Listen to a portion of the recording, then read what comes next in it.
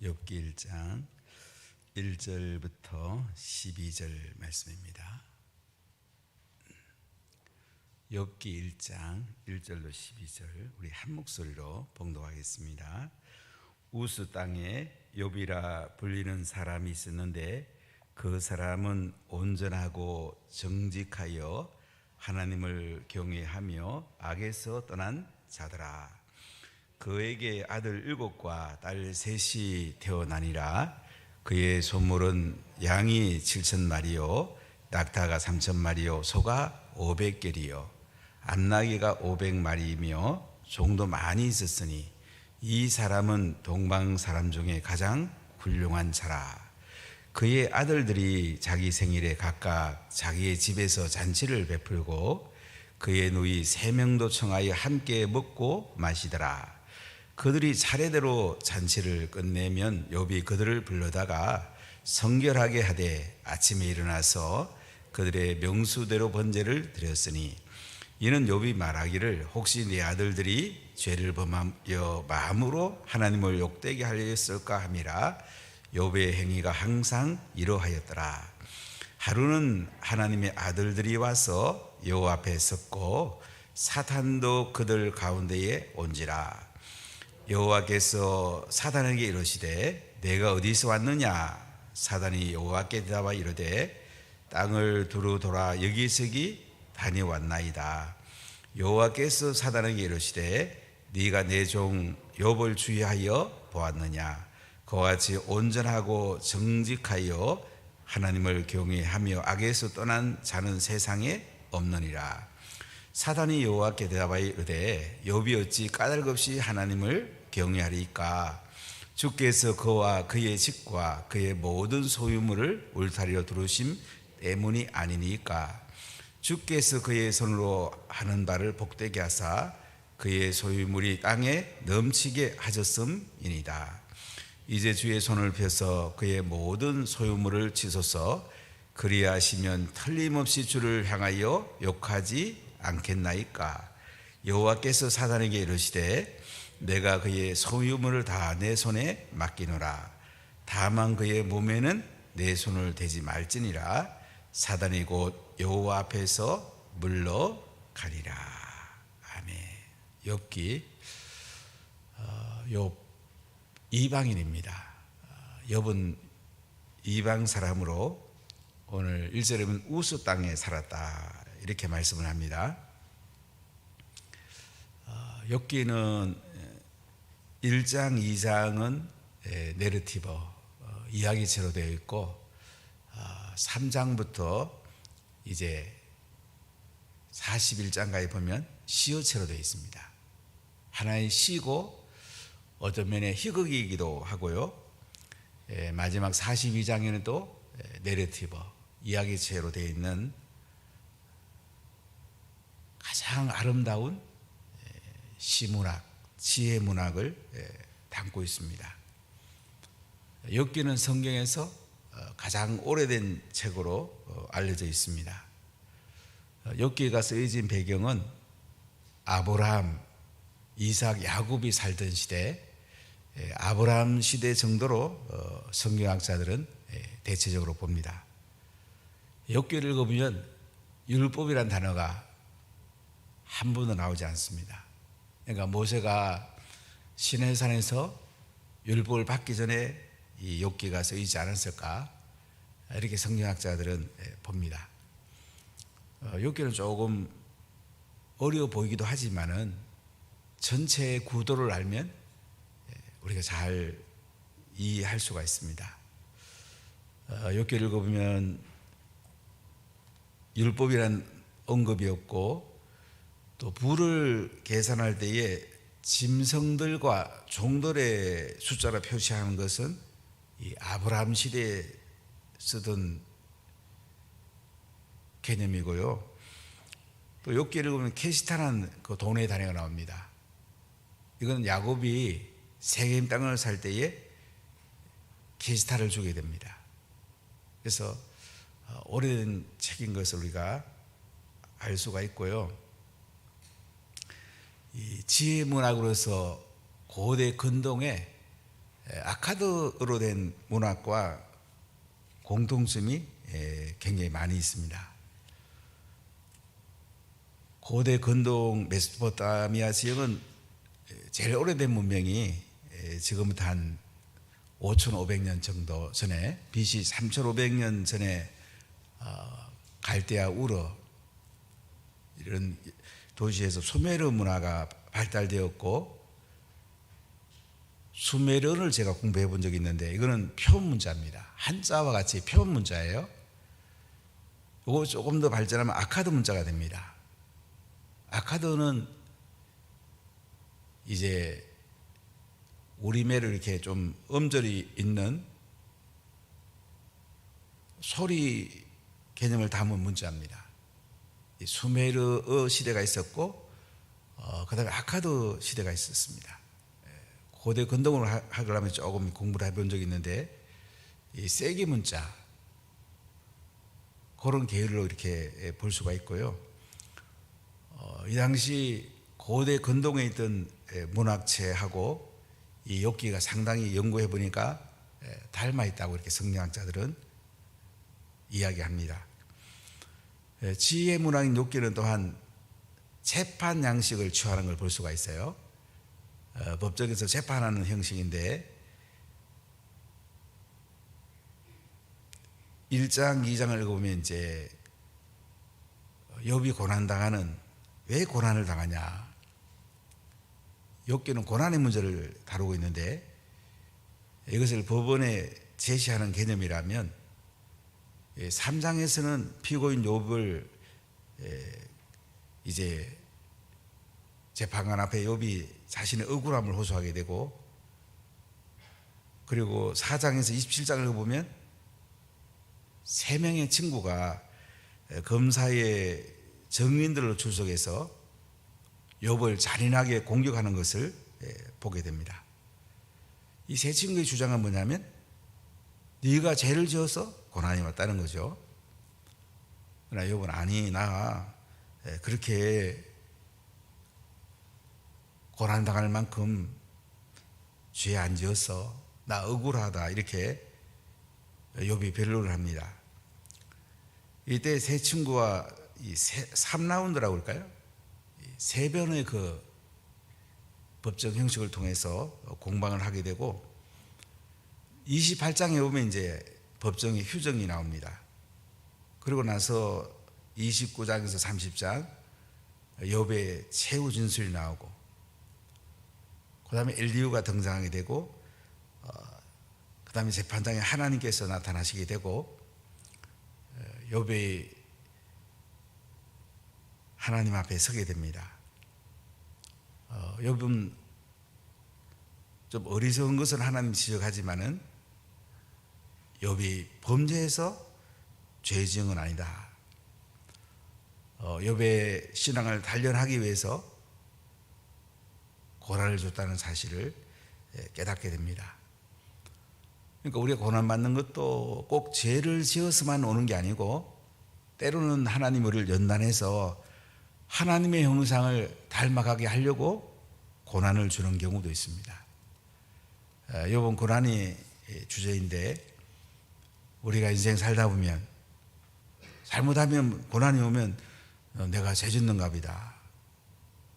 물론 하나님 앞에서 보면 죄 아닌 게 어디 있겠어요. 철저히 회개해야 되죠. 너무 정죄의식에 우리가 사로잡히지 말고, 하나님이 고난을 통해서 나를 하나님의 형상을 닮아가게 하구나, 그리고 이 땅의 모든 것이 다 하나님의 것이다, 하나님 영광을 위해 살아야 된다, 하나님 나라를 중심으로 살아야 된다, 하나님 나라 가치로 살아야 된다, 이런 중요한 메시지를 욥기는 담고 있습니다. 오늘 1절부터 12절 말씀 부분을 잠깐 다뤄보겠습니다. 1절은 욥의 성품을 다루고 있는데요, 1절 같이 읽어보겠습니다. 우스 땅에 욥이라 불리는 사람이 있었는데 그 사람은 온전하고 정직하여 하나님을 경외하며 악에서 떠난 자더라. 우스 땅, 에돔 땅으로 성경학자는 대부분 봅니다. 페트라가 있는 붉은 돌이 있는 그 에돔 땅, 여기 욥이라는 사람이 살았습니다. 욥이라는 뜻은 원수라고 보는 사람도 있고, 나의 아버지는 어디에 계시는가, 이런 뜻으로 보기도 합니다. 욥이 한동안은 하나님의 원수였기 때문에 원수라고 이렇게 보는 사람도 있는데요, 정확한 뜻은 잘 알 수는 없습니다. 우스 땅에 욥이라는 사람이 있었는데, 이 사람의 성품을 보니까 어때요? 온전합니다. 정직합니다. 하나님을 경외합니다. 악에서 떠난 자입니다. 욥기는 욥의 성품부터 시작하는 걸 볼 수가 있습니다. 우리에게 성품이 정말 중요합니다. 우리 인생을 살아보면 어떻습니까? 결혼해 살아보면 결국 부모가 사는 모습을 가장 닮아서 살게 됩니다. 우리 친구 목사님들과 종종 이야기해봐요. 야, 우리가 결혼할 때 뭐가 제일 중요하냐? 성품이라 다 얘기하죠. 결국 부모가 사는 대로 살더라는 거죠. 그러니까 부모가 좋은 성품을 가지고 살면요, 자신도 행복하지만은 자녀들에게 행복을 선물로 주는 거예요. 욥이라는 사람 보니까요, 온전합니다. 정직합니다. 하나님을 경외합니다. 악에서 떠난 자입니다. 우리가 교회에 사역하는 사람에게 뭐가 가장 중요하냐? 성품이 가장 중요하다는 거죠. 30년 이상 목회한 목사님들하고 목회하면서 이런저런 얘기 나누다가 사람 세울 때 뭐가 제일 중요합니까? 그랬더니 그게 공통적이에요. 성품이 제일 중요하죠. 교회 장로 세울 때 뭐가 제일 중요합니까? 성품이 제일 중요하죠. 이 성품이 그렇게 중요한 거예요. 그래서 욥 얘기를 하면서 성품부터 이야기하잖아요. 온전하다, 정직하다, 하나님을 경외한다, 악에서 떠난 자다. 이렇게 욥에 대해서 성품을 먼저 말씀하는 걸 볼 수가 있습니다. 여러분, 좋은 성품을 어릴 때 형성이 됩니다. 우리가 교회 리더십을 세워보면 이 성품이 구비가 안 되면 결국은 쉽지 않더라고요. 남에게 부정적인 흐름을 흘러보내고 해롭게 하더라고요. 이 썩은 감자가 되는 경우가 종종 있더라고요. 제가 목회하면 이게 제일 힘들더라고요. 근데 욥은 보니까요, 온전합니다. 정직합니다. 하나님을 경외합니다. 악에서 떠난 사람이에요. 아주 하나님 형상을 잘 닮은 사람이에요. 하나님 보면 흡족한 거예요. 욥만 보면, 야, 정직하지. 하나님 잘 예배하고 말씀에 순종하지. 악에서 떠나 있지. 온전해요. 하나님 너무너무 기뻐하는 성품을 가지고 있습니다. 자, 그에게 자녀가 있습니다. 2절 읽어볼까요? 그에게 아들 7과 딸 3이 태어나니라. 아들 7, 딸 3. 욥이 살던 시대에 가장 이상적인 자녀의 숫자입니다. 7은 완전수라고 합니다. 셋도 성부, 성자, 성령 완전수입니다. 아들이 7이고 딸이 3이에요. 가장 이상적인 자녀를 둔 가정인 것을 볼 수가 있습니다. 성품 좋지요. 10남매 자녀들이 잘 태어나서 행복하게 살아갑니다. 우리나라의 최고 문제가 저출산 문제, 동성애 문제인데, 우리 자녀 많이 낳는 건 좀 중요합니다. 셋은 낳으면 좋겠어요. 앞으로 자녀 교육 어렵지 않습니다. 취직 크게 어렵지 않습니다.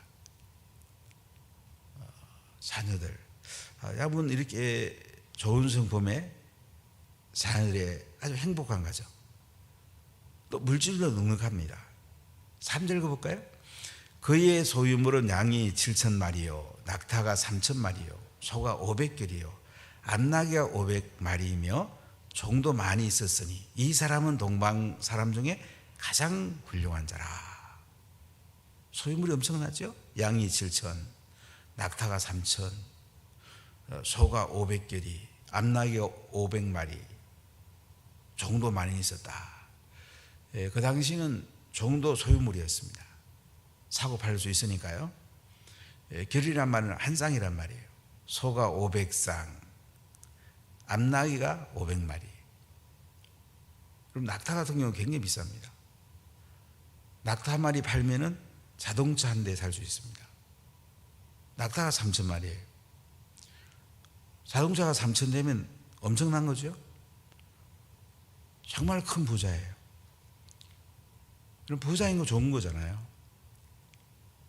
부자라 가지고 시비 걸지 마세요. 돈 가지고 시비 걸지 마세요. 돈은 많을수록 좋아요. 단 하나님 나라를 했을 때 땅에 잘못 쓰면 돈은 우리에게 취할 수가 있습니다. 돈을 하나님 나라를 위해 쓴다면 바른 게 좋죠. 자녀 교육도 하고 선교에도 쓰고 다른 사람 섬기는 데도 쓰고 쓸 데가 얼마나 많습니까? 참 아름답게 쓰는 거 참 아름답죠? 서울의 그 예능교회, 옛날에 연예인교회, 거기 뭐 신영균이라는 장로님이 계십니다. 90이 넘으셨어요. 아마 빨간 마우라든지 신영균 배우를 연세 드시면 거의 다 알 겁니다. 근래에 보니까 이분이 통 크게 기부하셨더라고요.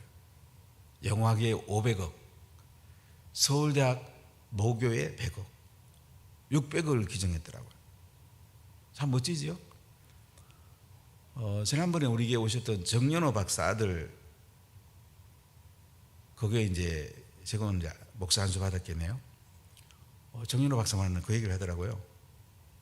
아들이 그 교회에 부임하니까 이 신영균 장로가 교육자들 다 그 제일 좋은 식당에 가서 잘 대접하고 옷도 한 벌씩 다 해주고 최고로 대접하더라 그러면서 멋진 장로라 그러면서 아들한테 그런지 한번 그 얘기도 들은 적이 있는데 돈 멋지게 쓰는 거죠. 참 돈 아름답게 쓸 수 있잖아요. 욥이라는 사람 보니까 굉장히 부자예요. 오늘날은 재벌이에요. 근데 동방 사람 중에 가장 훌륭한 자라고 그랬어요. 그러니까 돈도 쓸 줄 아는 사람이에요. 여러분 인색하지 마십시오. 인생은 평생 인색하다가 인생 끝나요. 자녀에게 인색하게 가르치지 마십시오. 인색하게 보이지 마세요. 그럼 애들 그러다 끝나는 거예요. 하나님께 제일 우선 넉넉하게 드리고 또 다른 사람에게 베풀고 밥도 좀 잘 사고 선교지에 가서 하나님 앞에도 헌신도 하고 이 재정이라는 거요 정말 좋은 거예요. 아마 욥은 이렇게 동방 사람 중에 가장 훌륭했다는 거 보면 성품 좋지요, 자녀 잘 되지요, 돈 많지요. 땅에서 하나님 나라를 위해서 멋지게 사는 사람이에요. 여러분 이런 분 한번 돼보지 않으실래요? 그렇게 꿈을 꾸면 또 됩니다. 당대하면 자녀대가 될 거고 그러도 아니면 손녀대가 되면 되는 거고 우리가 큰 그림을 가지고 기도하는 거예요. 자녀 후대 노벨상도 타고 대통령도 되고 재벌도 되고 세계적 인재가 되는 거 좋은 거 아닙니까? 물론 하나님 잘 믿어야죠. 좋은 성공 가져야죠. 교회에서 존경받고 또 밖에 나가 존경받고 이러면 얼마나 좋아요. 동방 사람 중에 가장 훌륭한 자라고 그러잖아요. 자, 우리 4절 5절 읽어보겠습니다. 그의 아들들이 자기 생일에 각각 자기의 집에서 잔치를 베풀고 그의 누이 3명도 청하여 함께 먹고 마시더라. 그들이 차례대로 잔치를 끝내면 욥이 그들을 불러다가 성결하게 하되 아침에 일어나서 그들의 성수대로 명수대로 번제를 드렸으니 이는 욥이 말하기를 혹시 내 아들들이 죄를 범하여 마음으로 하나님을 욕되게 하였을까 함이라. 욥의 행위가 항상 이러하였더라. 여기 보니까 이제 아들들이 생일 잔치가 있게 되면 각각 자기 집에서 잔치를 베풀었다. 아들이 결혼했는지 안 했는지 알 수는 없지 아마 결혼을 했을 가능성이 많은 것 같아요. 자기 집에서 잔치를 베풉니다. 그 누이 3명도 청해서 함께 먹고 마십니다. 그러고 나서도 갑니까? 잔치가 끝나고 나면 욥이 그들을 불러다가 어떻게 해요? 성결하게 합니다. 아침에 일어나가지고 그들의 명수대로 번제를 드려요. 그리고 욥이 뭐라고 합니까? 혹시 내 아들들이 죄를 범하여 하나님 앞에 욕되게 했을까? 그럼 마음으로 하나님을 욕되게 하였을까? 이렇게 욥이 경건한 거예요. 혹시 우리 자녀가 마음으로 죄지진 않았을까? 도덕적인 죄, 법적인 죄 정도가 아니에요. 마음으로 혹시 죄 안 지었을까? 이렇게 하나님 앞에 자녀 명수대로 번제를 드렸단 말이에요. 욥 행위가 항상 이러하더라. 참 멋지잖아요. 욥은 가정 예배 드리고, 이 당시는 성전이 없잖아요. 이방인이고 하나님께 번제를 드렸단 말이죠. 욥은 아주 깨끗합니다. 자녀를 말씀으로 잘 키웁니다. 자녀와 함께 예배 드립니다. 혹시 범죄할까 싶어갖고 생일 잔치하고 나면 뭐 음식도 맛있게 먹고 한잔할 수도 있잖아요. 그러고 나면 혹시 마음으로 죄 안 지었나? 마음으로 하나님 욕되게 안 했을까? 그때마다 번제를 드렸다고 그러잖아요. 자녀 명수대로 번제를 드렸다고 그러잖아요. 아주 경건하죠? 여러분 자녀를 잘 기르십시오. 잘 기르는다는 거 아니에요. 함께 예배드리고 마음이 하나님 앞에 범죄하도록 깨끗하게 하고 말씀대로 순종하게 하고 부모님께 효도하게 하고 순종하는 삶을 살게 하고 돈 쓰는 걸 여러분 가르쳐야 됩니다. 하나님 앞에 헌금하는 거, 11조 하는 거, 그리고 남에게 베푸는 거, 이런 거 하나하나 가르쳐야 돼요. 부잣집 자녀들이 사고 많이 치거든요. 왜 그래요? 어릴 때부터 성품 형성하고 특히 돈 쓰는 거 이런 거 안 가르쳐서 그래요. 하나하나 가르쳐야 돼요. 아들이, 딸들이 아름답게 하나님을 영원하게 할 수가 있습니다. 자, 그런데 오늘 그 6절부터 보면요, 하늘에서 회의가 열리는 걸 볼 수가 있는데, 자, 6절부터 몇 절 한번 읽어볼게요. 하루는 하나님의 아들들이 와가지고 여호와 앞에 서고요, 사단도 그들 가운데 서게 됩니다. 7절에 여호와께서 사단에게 이렇게 말을 해요. 네가 어디서 왔느냐? 사단이 여호와께 대답을 합니다. 땅을 두루 돌아 여기저기 다녀왔습니다. 그러니까 여호와께서 사단에게 말을 합니다. 네가 내 종 욥을 주의하여 보았느냐? 그와 같이 온전하고 정직하여 하나님을 경외하며 악에서 떠난 자가 세상에 없느니라. 하늘의 어전회의가 열리게 되고요, 하나님의 아들들 천사들이 옵니다. 여호와 앞에 서게 되고요, 사단도 그들 가운데 온지라. 사단이라 볼 수도 있고 이 고소자라고 보는 것도 성경학자들이 보게 됩니다. 고소자들. 그러니까 천사들 가운데 어떤 천사가 있냐면요, 땅에 내려와서 성도들의 신앙을 점검하는 천사가 있대요. 천사들의 역할은 다양하잖아요. 미가엘 천사장 같으면 전쟁에 앞장섭니다. 가브리엘 천사장 같으면 아주 좋은 소식을 가지고 옵니다. 이게 사단이라는 것은 사단으로 볼 수도 있지만은 천사의 한 종류로 이 땅의 성도들의 신앙을 점검하는 천사장이 있다는 거예요. 아무개 권사 신앙생활 잘하는가? 권사로서 역할을 제대로 하고 있는가? 아무개 집사 신앙생활 잘하는지, 천사장이 운하교에 와서 다 둘러 보는 거예요. 담임 목사는 목회를 잘하고 있는지, 마을장들이 잘 역할하고 있는지, 이 점검하는 천사가 있다는 거예요. 이렇게 보는 게 더 좋은 것 같아요. 사단.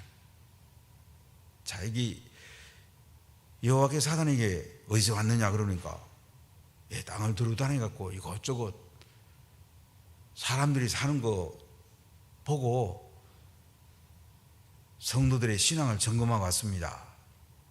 이렇게 사단이 이제 고소자가 하나님 앞에 이야기합니다. 그러니까 여호와께서 뭐라고 그래요? 내 종 욥을 유하히 봤느냐? 욥은 온전하고 정직하고 하나님을 경외하고 악에서 떠난 자는 세상에 없다. 하나님 이렇게 말을 합니다. 욥을 칭찬할 때 성품을 중심으로 칭찬하죠. 여러분, 사람 성품 중요합니다. 저도 이제 목회를 꽤 오래 한 편인데 이렇게 가끔 이 사람 왜 리더를 세웠을까? 성품이 안 되는데 리더가 잘못 세워줬구나. 종종 이렇게 마음이 아파할 때가 있어요. 성품이 제일 중요해요. 부정적 얘기한다든지 불순종한다든지 자기 주장을 강하게 한다든지 남을 해친다든지 이 여자에 대해서 안 좋은 얘기를 한다든지 이게 안 좋은 성품이거든요. 그럼 본인이 제일 손해봅니다. 천사들이 다 점검을 합니다. 천사들이 땅에 다 점검하고 하나님이 그 점검한 고소자 천사에게 욥에 대한 얘기가 참 좋은 얘기죠. 온전하고 정직하여 하나님을 경외하고 악에서 떠난 자는 세상에 없다. 너무 멋진 사람이잖아요. 이방인도 이렇게 하나님을 잘 경외했어요. 자, 9절부터 보세요. 사단이 여호와께 대답하여 이르되 욥이 어찌 까닭없이 하나님을 경외하리까? 주께서 그와 그의 집과 그의 모든 소유물을 울타리로 들으심 때문이 아닙니까? 주께서 그의 손으로 하는 바를 복되게 하사 그의 소유물의 땅이 넘치게 하셨음이니이다. 여호와께서 욥을 칭찬하니까 이 고소자 사단이 뭐라고 그래요? 까닭없이 그 하나님을 경외하겠습니까? 하나님이 그 집에 소유물도 많이 줬으니까 복되게 해주니까 소유물의 땅이 넘치니까 하나님 경외하는 거 아니겠습니까? 이렇게 고소자가 여호와께 얘기합니다. 자, 그러니까 11절 보세요. 이제 주의 손을 펴가지고 그의 모든 소유물을 쳐보십시오. 그리하시면 틀림없이 주를 향하여 욕하지 않겠습니까? 이렇게 고소자 사단이 여호와 하나님께 소유물을 한번 쳐보시라고, 그가 가지고 있는 모든 걸 한번 다 없애보시라고. 이 당시 소유물은 물질과 자녀를 포함합니다. 한번 소유물에 손대보세요. 수많은 가진 재산에 한번 다 없애보시고 자녀들도 한번 손대보시라고. 그럼 욥이 온전한 성품, 하나님을 경외하는 온전한 신앙인 거 소유물 때문에 그런지 증명이 안 되겠습니까? 이렇게 고소자 사단이 이야기합니다. 자, 12절 같이 읽어볼까요? 여호와께서 사단에게 이르시되 내가 그의 소유물을 다 내 손에 맡기노라. 다만 그의 몸에는 내 손을 대지 말지니라. 사단이 곧 여호와 앞에서 물러가니라. 자, 여호와께서 사단에게 그만 네가 소유물을 마음대로 한번 해봐라. 뭐 자녀를 죽이든지 가지고 있는 낙타나 소나 양이나 다 빼앗아가든지 네가 한번 해봐라 이거야. 근데 욥의 몸에는 손대지 마. 내가 허락할 때까지 욥의 몸에는 손대지 마. 건강은 손대지 말라는 거야. 나는 제일 중요한 건강이잖아요. 소유물은 손대봐라. 그래도 욥은 경건하고 끝까지 하나님께 온전하고 정직하고 악에서 떠나는 것을 보여줄 거다. 여호와 하나님 이렇게 이제 욥에게 이야기를 합니다. 이렇게 하면서 욥기가 시작이 돼요. 이제 내일 아침 얘기가 이제 사단이 자녀와 재산을 손대는 이야기부터 해서 욥의 고백부터 이렇게 쭉 나가면서 욥기는 고난에 대한 주제를 다루고 있고요. 우리가 하나님 앞에 좋은 성품을 형성되면 좋겠고요. 그리고 자녀에게 최고의 선물은 좋은 성품을 물려주는 거예요. 그러면 하나님이 그들에게 복을 주고요. 하나님이 존귀하게 사용합니다. 이 땅에 하나님 준 건 다 중요한 것들이에요. 하나님 나라를 있을 때에 아주 존귀한 것입니다. 여러분 하나님께 존귀하게 쓰임 받기를 바라고요. 욥처럼 고난 가운데도 하나님을 영원하게 해드리고 특히 좋은 성품을 가지기를 끊임없이 이것을 놓고 씨름을 하십시오. 자녀에게 좋은 성품을 형성하도록 최선을 다하십시오. 자녀를 가장 축복하는 것입니다. 기도하십시다. 하나님 감사합니다.